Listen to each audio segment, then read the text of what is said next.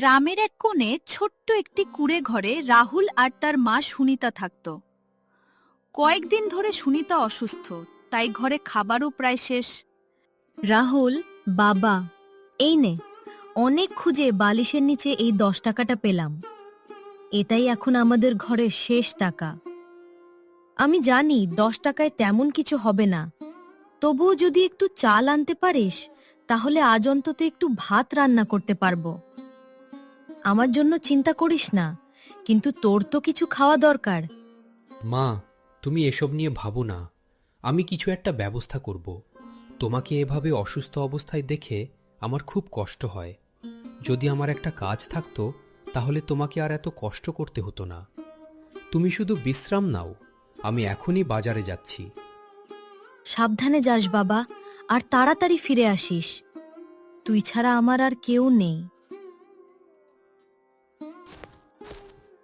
রাহুল টাকাটা নিয়ে বাজারের দিকে হাঁটতে লাগলো। কিছু দূর যাওয়ার পর সে রাস্তার পাশে একটি গাছের নিচে বসে থাকা এক বৃদ্ধকে দেখতে পেল। বাবা, একটু দাঁড়াবি? সকাল থেকে অনেক মানুষ এই রাস্তা দিয়ে গেল, কিন্তু কেউ আমার কথা শুনল না। 2 দিন ধরে কিছু খাইনি, পেটে একটুকরো খাবারও পড়েনি, শরীরে আর শক্তি নেই। মনে হচ্ছে আর বেশিক্ষণ এইভাবে বসে থাকতে পারবো না। 2 দিন ধরে কিছু খাননি? আপনার বাড়ির লোকজন কোথায়? কেউ আপনাকে সাহায্য করছে না? আজ আমার খোঁজ নেওয়ার মতো কেউ নেই বাবা, সবাই নিজের জীবন নিয়ে ব্যস্ত। আমি শুধু একটু খাবার চেয়েছিলাম, কিন্তু কেউ থামেনি। হয়তো একজন ক্ষুধার্ত মানুষের কষ্ট দেখার সময় কারো নেই। রাহুলের বুকটা কেঁপে উঠল। তার মনে পড়ল অসুস্থ মায়ের কথা, আবার বৃদ্ধের মুখের দিকেও তাকালো। এই 10 টাকা দিয়ে মায়ের জন্য চাল কিনতে হবে, কিন্তু এই মানুষটাও তো খুব কষ্টে আছে। থাক বাবা, তুই চলে যা। তোর চোখ দেখেই বুঝতে পারছি তোর নিজের জীবনেও অনেক কষ্ট আছে। আমার জন্য নিজের পরিবারের কষ্ট বাড়াস না। কথাগুলো শুনে রাহুল আর স্থির থাকতে পারল না। সে দ্রুত পাশের দোকানে গেল। কি লাগবে বাবা? 10 টাকার মধ্যে যা হয় দিন। দোকানদার তাকে একটি রুটি আর একটি কলা দিল। রাহুল খাবার নিয়ে বৃদ্ধের কাছে ফিরে এলো। এগুলো কি বাবা? আপনার জন্য। আগে খেয়ে নিন, তারপর কথা বলবেন। তুই আমার জন্য নিজের টাকায় খাবার কিনে আনলি? তোর নিজের জন্য কিছু রাখলি না? না দাদু, আসলে এই টাকাটা দিয়ে আমার মায়ের জন্য চাল কিনে আনার কথা ছিল। ঘরে খাবারও নেই, কিন্তু আপনাকে এই অবস্থায় দেখে আমি চলে যেতে পারিনি। মনে হলো আজ যদি সাহায্য না করি তাহলে সারা জীবন নিজের কাছেই অপরাধী হয়ে থাকব। তোর মা কি কিছু বলবে না? জানি না দাদু, হয়তো কষ্ট পাবে, কিন্তু একজন ক্ষুধার্ত মানুষকে না খাইয়ে চলে যাওয়ার চেয়ে সেই কষ্টটা আমার কাছে ছোট মনে হয়েছে। বাবা, আজকাল এমন মন খুব কম মানুষের মধ্যে দেখা যায়। তুই শুধু আমাকে খাবার দিসনি, তুই আমাকে মানুষের প্রতি আবার বিশ্বাস করতে শিখিয়েছিস। বৃদ্ধের কথা শুনে রাহুল চুপ করে রইল। তার মাথায় তখন শুধু একটাই চিন্তা ঘুরছে, বাড়ি ফিরে মাকে এখন কি বলবো। বৃদ্ধকে খাবার দিয়ে রাহুল ধীরে ধীরে বাড়ির দিকে ফিরতে লাগলো। তার বুকের ভেতর কেমন একটা ভয় কাজ করছিল। বারবার মায়ের মুখটা চোখের সামনে ভেসে উঠছিল। ঘরের সামনে পৌঁছাতেই ভেতর থেকে মায়ের কাশির শব্দ শোনা গেল। রাহুল, বাবা, তুই এসেছিস? আমি অনেকক্ষণ ধরে তোর জন্য অপেক্ষা করছি। এত দেরি হলো কেন? চাল পেয়েছিস তো? রাহুল মাথা নিচু করে ঘরে ঢুকল। কি হলো বাবা, তোর মুখটা এমন কেন? আর তোর হাতে কিছুই দেখছি না। চাল কোথায়? মা, আমি চাল আনতে পারিনি। আনতে পারিসনি কেন? টাকাটা কি হারিয়ে ফেলেছিস? ভয় পাস না, যা হয়েছে আমাকে খুলে বলো। না মা, টাকাটা হারাইনি। আমি একজন ক্ষুধার্ত বৃদ্ধকে খাবার কিনে দিয়েছি। বৃদ্ধকে? কি হয়েছিল বলো তো? রাহুল ধীরে ধীরে সব ঘটনা খুলে বলল। বৃদ্ধের 2 দিন না খেয়ে থাকার কথা, তার কষ্টের কথা, আর নিজের শেষ 10 টাকা দিয়ে রুটি আর কলা কিনে দেওয়ার কথা। সব শুনে সুনিতা কিছুক্ষণ চুপ করে রইলেন। মা, তুমি কিছু বলছো না কেন? তুমি কি আমার ওপর রাগ করেছ?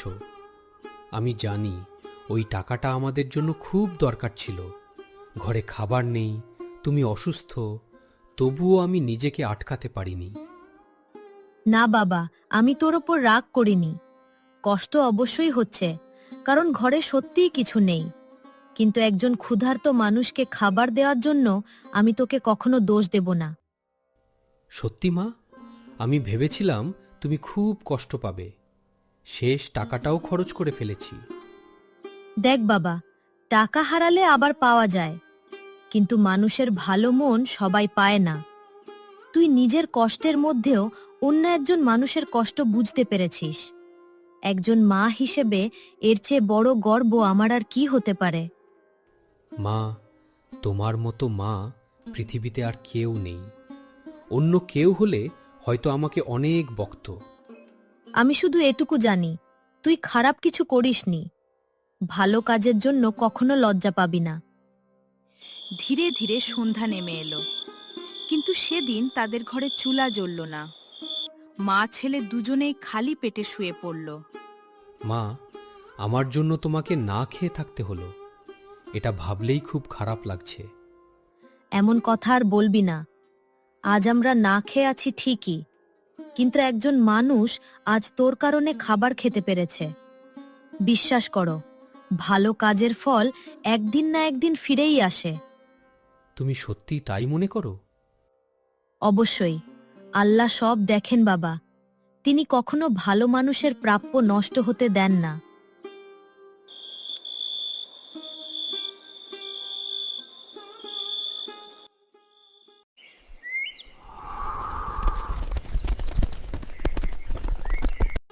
পরদিন ভোরে হঠাৎ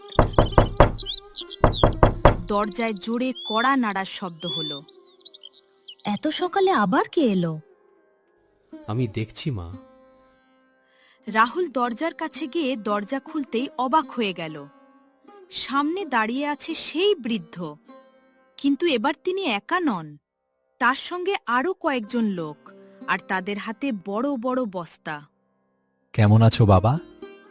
মনে হচ্ছে আমাকে দেখে খুব অবাক হয়েছ। রাহুল হতবাক হয়ে বৃদ্ধের দিকে তাকিয়ে রইল। বৃদ্ধ ঘরে ঢুকে লোকগুলোকে বস্তাগুলো নামাতে বললেন। ভেতরে ছিল চাল, ডাল, তেল, নিত্য প্রয়োজনীয় অনেক খাবার। এত কিছু কেন? কারণ তোমাদের ছেলে নিজের শেষ টাকাটা একজন অচেনা মানুষের জন্য খরচ করেছে। তারপর তিনি নিজের পরিচয় দিলেন। আমার নাম মহেন্দ্র সেন। রাহুল হতবাক। মহেন্দ্র সেন ছিলেন এলাকার সবচেয়ে বড় ব্যবসায়ী। আমি মানুষের মন পরীক্ষা করছিলাম।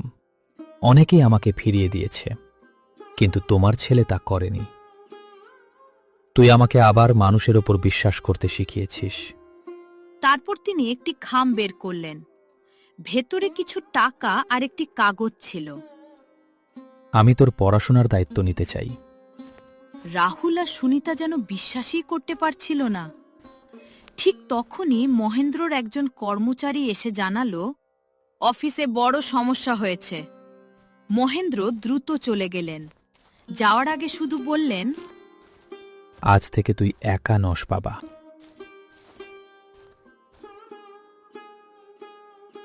মহেন্দ্র সেন চলে যাওয়ার পর রাহুল আর সুনিতা যেন নতুন করে বাঁচার স্বপ্ন দেখতে শুরু করলো।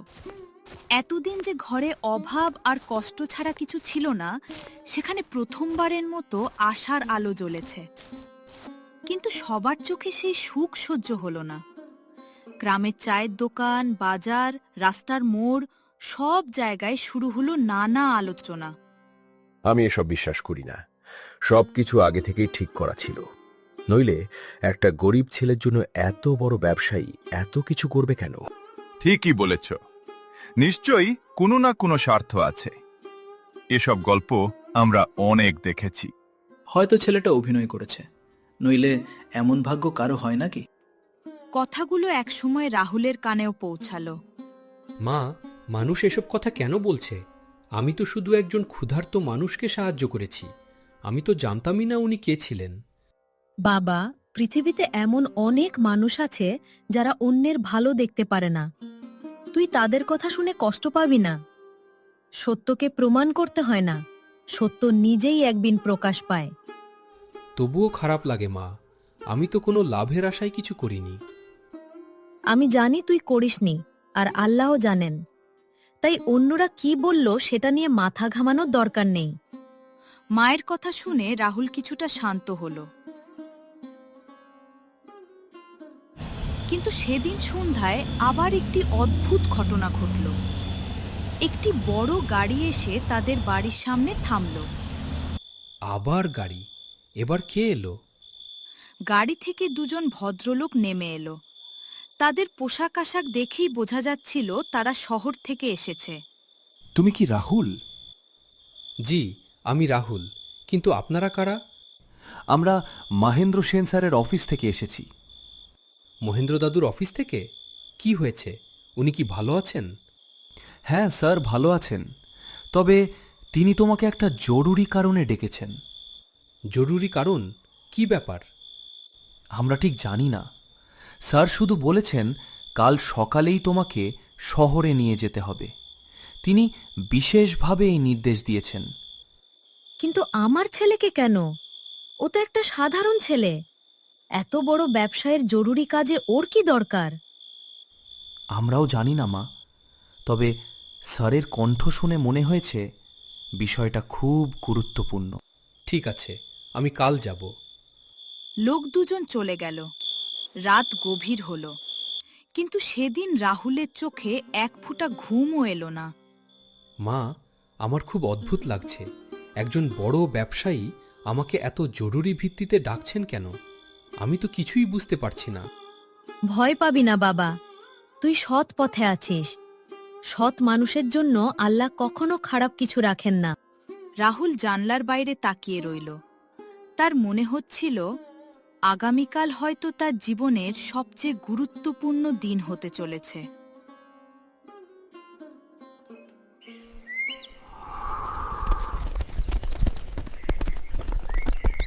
পরদিন খুব ভোরে রাহুল মহেন্দ্র সেনের লোকদের সঙ্গে শহরের উদ্দেশ্যে রওনা দিল।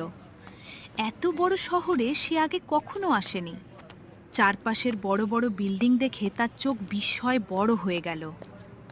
মহেন্দ্র সেন তাকে নিজের অফিসে নিয়ে গেলেন। এসো বাবা, বসো। আমি জানি হঠাৎ করে তোমাকে এখানে ডেকে আনার কারণে তুমি অনেক চিন্তা করেছ, কিন্তু বিশ্বাস করো, তোমাকে এখানে ডাকার পেছনে একটা গুরুত্বপূর্ণ কারণ আছে।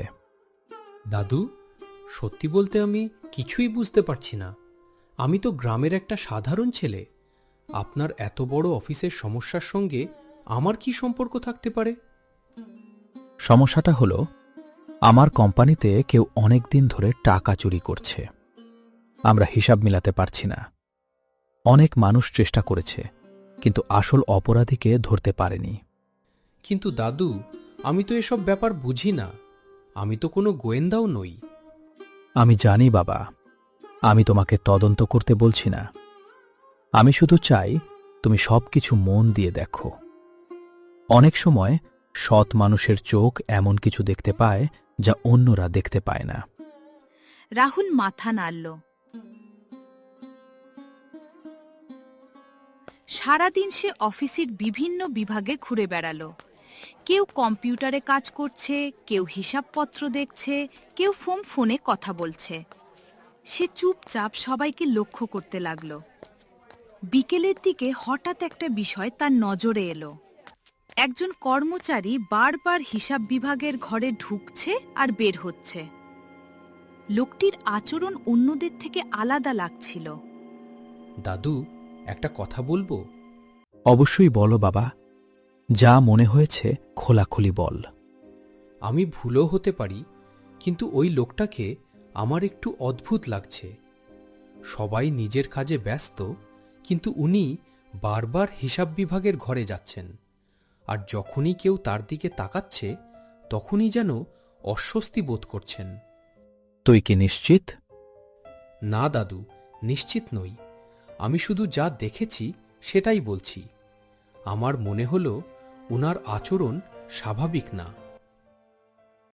মহেন্দ্র সঙ্গে সঙ্গে তার ম্যানেজারদের ডাকলেন। তদন্ত শুরু হলো। লোকটিকে জিজ্ঞাসাবাদ করা হলো। স্যার, আমি কিছু করিনি, আপনারা ভুল বুঝছেন। তাহলে বারবার হিসাব বিভাগের ঘরে কেন যাচ্ছিলে? আমি শুধু কিছু ফাইল দেখছিলাম।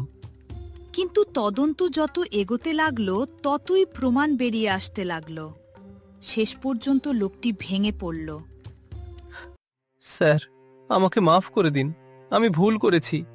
অনেক দিন ধরে হিসাব থেকে টাকা সরাচ্ছিলাম, ভেবেছিলাম কেউ কোনোদিন ধরতে পারবে না। ঘরের সবাই হতবাক হয়ে গেল। যাকে সবচেয়ে বিশ্বস্ত কর্মচারী মনে করা হতো সেই ছিল আসল চোর। দেখেছ সবাই, এত বড় বড় কর্মকর্তা যেখানে ব্যর্থ হয়েছে, সেখানে এই ছেলেটার সততা আর সরল দৃষ্টি সত্যিটা খুঁজে বের করেছে। দাদু, আমি তো কিছুই করিনি। আমি শুধু যা দেখেছি সেটাই বলেছি। এটাই তো তোর বিশেষত্ব বাবা। তুই কোনো স্বার্থ নিয়ে ভাবিস না, তুই মন দিয়ে মানুষকে দেখিস। আর সেই কারণেই তুই এমন একটা সত্য খুঁজে পেলি যা আমরা এতদিনেও খুঁজে পাইনি। রাহুল মাথা নিচু করে দাঁড়িয়ে রইল। সে বুঝতেই পারছিল না তার সাধারণ একটা পর্যবেক্ষণ এত বড় রহস্যের সমাধান করে ফেলবে। চোর ধরা পড়ার পর পুরো অফিসে যেন স্বস্তির নিঃশ্বাস পড়ল। সবাই অবাক হয়ে রাহুলের দিকে তাকিয়েছিল। একজন সাধারণ গ্রামের ছেলে এমন একটি রহস্যের সমাধানে সাহায্য করবে, এটা কেউ কল্পনাও করেনি। মহেন্দ্র সেন কিছুক্ষণ চুপ করে রইলেন। তারপর ধীরে ধীরে নিজের চেয়ার থেকে উঠে রাহুলের সামনে এসে দাঁড়ালেন। বাবা, আজ আমি খুব খুশি। শুধু চোর ধরা পড়েছে বলে নয়, বরং আমি নিশ্চিত হয়েছি যে পৃথিবীতে এখনো ভালো মানুষ আছে। আর সেই ভালো মানুষের একজন তুই। দাদু, আপনি আমাকে এত বড় করে দেখছেন কেন? আমি তো শুধু যা দেখেছি সেটাই বলেছি। না বাবা, ব্যাপারটা এত সহজ নয়। তোর সততা, তোর মানবতা আর তোর সরল মনই তোকে আলাদা করেছে। তাই আজ আমি একটা সিদ্ধান্ত নিয়েছি। কি সিদ্ধান্ত দাদু? আজ থেকে তোর সব পড়াশোনার খরচ আমি বহন করব। স্কুল, কলেজ, বিশ্ববিদ্যালয় যতদূর পড়তে চাইবি আমি তোর পাশে থাকব। আর শুধু তাই নয়, তোর মায়ের চিকিৎসার সম্পূর্ণ দায়িত্বও আমার। কথাগুলো শুনে রাহুলের চোখ ভিজে উঠল। দাদু, আমি সত্যিই জানি না কি বলবো। আমার জীবনে কেউ কখনো এত বড় সাহায্য করেনি। আমি শুধু একটা কথা দিতে পারি, আমি কোনোদিন আপনার বিশ্বাস ভাঙব না। আমি জানি তুই ভাঙবি না, কারণ তোর কাছে মানুষের মূল্য টাকার চেয়েও বড়। সেদিন সন্ধ্যায় রাহুল আনন্দে ভরা মন নিয়ে বাড়ি ফিরল। ঘরের সামনে দাঁড়িয়েছিলেন সুনিতা। কি হয়েছে বাবা? সারা দিন ধরে শুধু তোর কথাই ভাবছিলাম। সব ঠিক আছে তো? মা, আমাদের কষ্টের দিন শেষ হয়ে গেছে। মহেন্দ্র দাদু আমার পড়াশোনার সব দায়িত্ব নিয়েছেন, আর তোমার চিকিৎসার ব্যবস্থাও করবেন। সুনিতার চোখে জল চলে এলো। দেখেছিস বাবা, আমি তোকে বলেছিলাম না, ভালো কাজ কখনো বৃথা যায় না। মানুষ যদি মন থেকে অন্যের উপকার করে, তাহলে একদিন না একদিন তার ফল সে অবশ্যই পায়। হ্যাঁ মা, আজ আমি বুঝতে পেরেছি মানুষের পাশে দাঁড়ালে কখনো ক্ষতি হয় না। ভালোবাসা আর দয়া একদিন আবার ফিরে আসে।